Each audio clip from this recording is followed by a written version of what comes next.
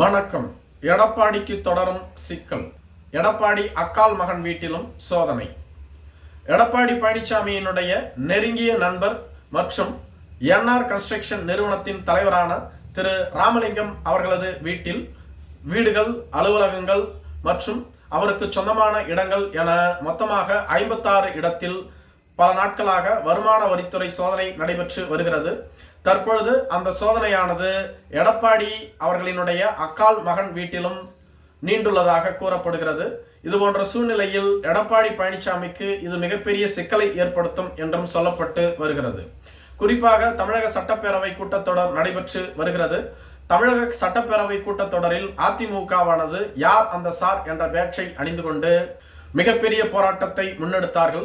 இந்த பேட்சே மறைமுகமாக கொண்டு செல்லப்பட்டது என பலர் விமர்சனம் செய்து வருகிறார்கள். அதற்கு அதிமுகவினரோ குட்காவை திமுகவினர் சட்டப்பேரவைக்கு எப்படி மறைத்து எடுத்து வந்தார்களோ அப்படித்தான் நாங்களும் மறைத்து எடுத்து வந்தோம், இதில் வெட்கப்படுவதற்கு ஒன்றும் இல்லை என கூறி வருகிறார்கள். மேலும் இன்று டங்ஸ்டன் தொடர்பான விவாதம் நடைபெற்றது. அந்த விவாதத்திலும் அதிமுகவினருக்கு மிகப்பெரிய பின்னடைவு என்றே கூறப்பட்டு வருகிறது. மத்தியில் கூட்டணியில் இருக்கும் பொழுது அதிமுக அவர்களோடு சேர்ந்து கையொப்பம் இட்டுவிட்டு தற்பொழுது நல்லவர்கள் போன்று நாடகம் ஆடுகிறார்கள் என முதலமைச்சர் மு.க.ஸ்டாலின் அவர்கள் சட்டசபையில் தன்னிலை விளக்கம் அளித்தார்.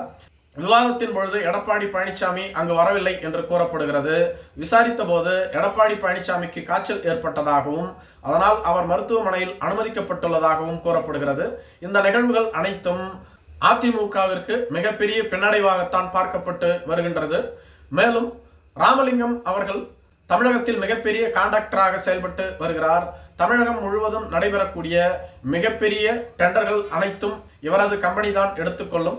இவர்கள் நேரடியாக செய்வார்கள் அல்லது இவர்களிடம் வந்த பின்புதான் மற்ற கம்பெனிகளுக்கு கொடுக்கப்படும். இப்படி தமிழகத்தில் மிகப்பெரிய முதலாளியாக வலம் வரக்கூடிய ராமலிங்கம் அவர்கள் எடப்பாடியினுடைய நெருங்கிய நண்பர்.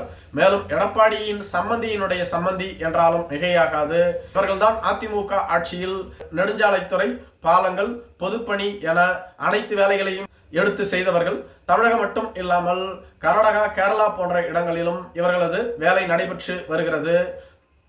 தமிழகத்தின் மிகப்பெரிய ஒப்பந்த பணிதாரராக இருந்து வரக்கூடிய இவர்கள் சமீப காலத்தில் தொடர்ந்து நஷ்ட கணக்கை காட்டியதால் தான் இவர்களது நிறுவனங்களின் மீது வருமான வரித்துறை சோதனை நடத்தியதாக கூறப்படுகிறது.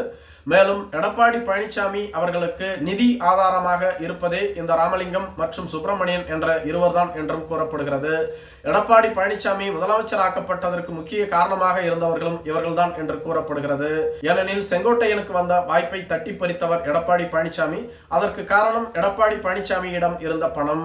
இவை அனைத்தும் எடப்பாடி பழனிசாமியினுடைய பணம் இல்லை, ஒப்பந்ததாரர்களான ராமலிங்கம் மற்றும் சுப்பிரமணியன் போன்றவர்கள் கொடுத்த பணமே என்றும் கூறப்பட்டது. அப்பொழுது இதுபோன்ற சூழ்நிலையில்தான் வீடுகள் மற்றும் அலுவலகத்தில் சோதனை நடைபெற்று வருகிறது. ராமலிங்கம் வீட்டில் நடைபெற்ற சோதனையின் பொழுது ஒரு முக்கிய ஆவணம் சிக்கியதாகவும் அந்த ஆவணத்தில் கொடுக்கல் வாங்கல் தொடர்பான விவரம் அனைத்தும் எடப்பாடி அக்கா மகனினுடைய பெயரில் இருப்பதாக கூறப்படுகிறது.